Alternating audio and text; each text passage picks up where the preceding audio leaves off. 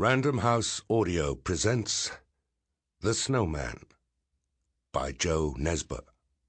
Translated from the Norwegian by Don Bartlett. Read for you by Robin Sachs. Part 1. Chapter 1. Wednesday, November 5th, 1980. The Snowman. It was the day the snow came. At 11 o'clock in the morning, large flakes had appeared from a colourless sky and invaded the fields, gardens, and lawns of Romerike, like an armada from outer space.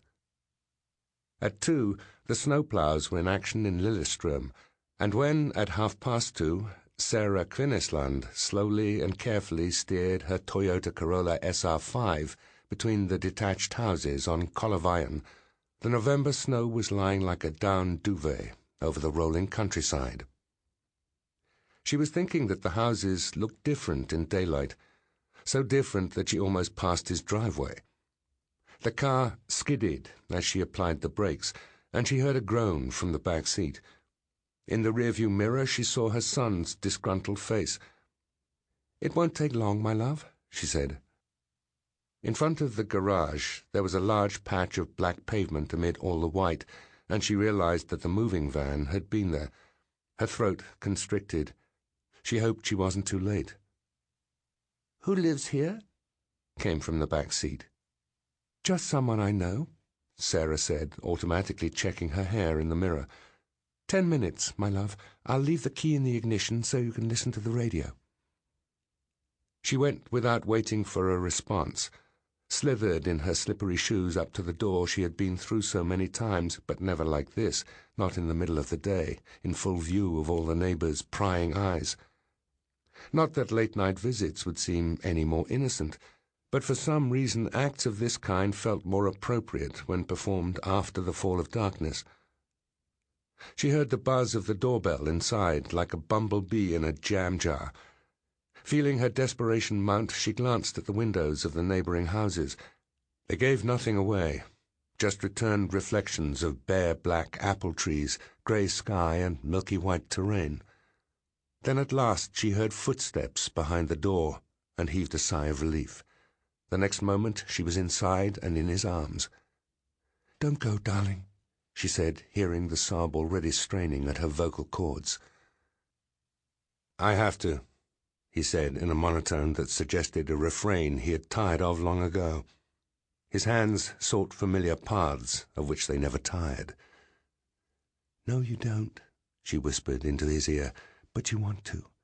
You don't dare any longer." "This has nothing to do with you and me."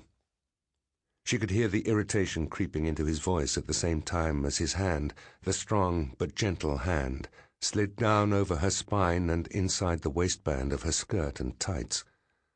They were like a pair of practiced dancers who knew their partner's every move, step, breath, rhythm. First the white lovemaking, the good one, then the black one, the pain. His hand caressed her coat, searching for her nipple under the thick material. He was eternally fascinated by her nipples. He always returned to them. Perhaps it was because he didn't have any himself. "Did you park in front of the garage?" he asked with a firm tweak. She nodded and felt the pain shoot into her head like a dart of pleasure. Her sex had already opened for him. "My son's waiting in the car." His hand came to an abrupt halt. "He knows nothing," she groaned, sensing his hand falter. "And your husband? Where's he now?" "Where do you think? At work, of course." Now it was she who sounded irritated, both because he had brought her husband into the conversation, and it was difficult for her to say anything at all about him without getting irritated, and because her body needed him, quickly. Sarah Kvinnesland opened his fly. "Don't," he began, grabbing her around the wrist. She slapped him hard with her other hand. He looked at her in amazement as a red flush spread across his cheek. She smiled, grabbed his thick black hair, and pulled his face down to hers. "You can go," she hissed, "but first you have to fuck me. Is that understood?" She felt his breath against her face.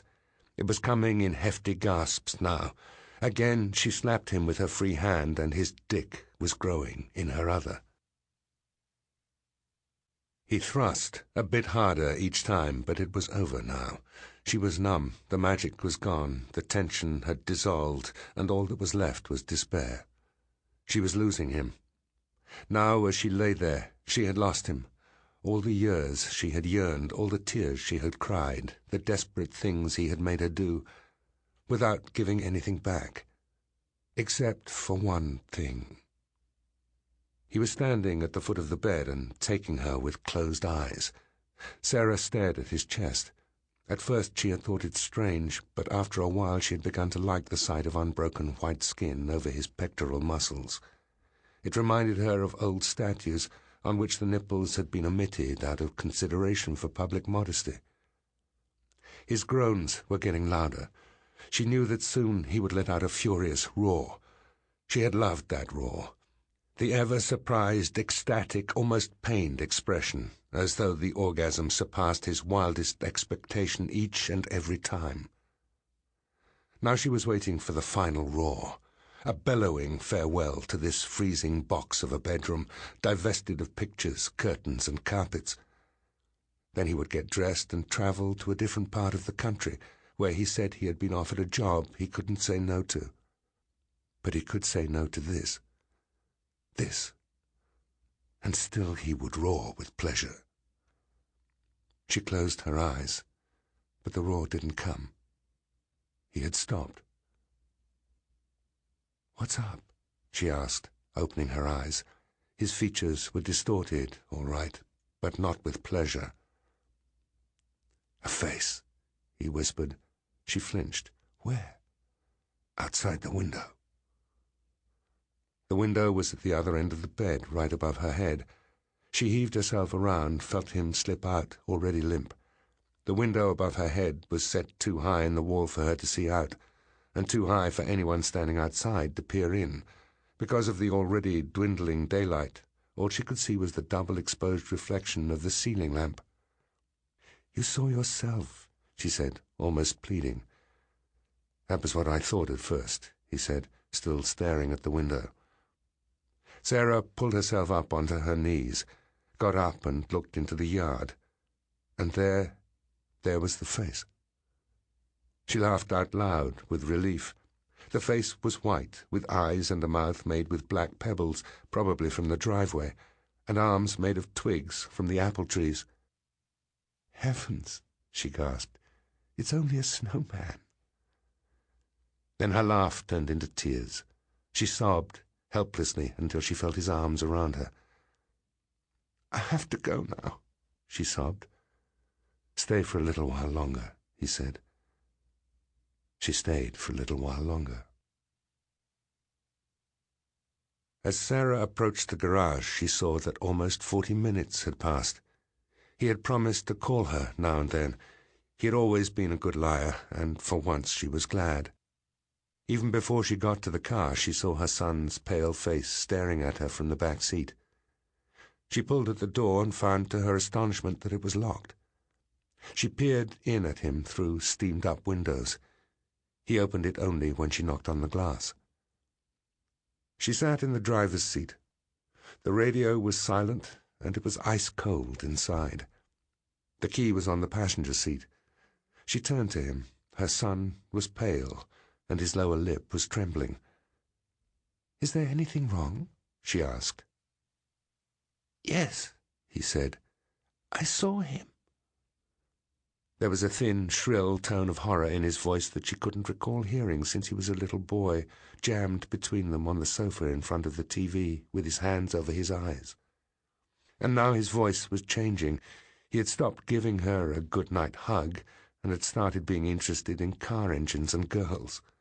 And one day he would get in a car with one of them and also leave her. "What do you mean?" she said, inserting the key in the ignition and turning. "The snowman." There was no response from the engine, and panic gripped her without warning. Quite what she was afraid of, she didn't know.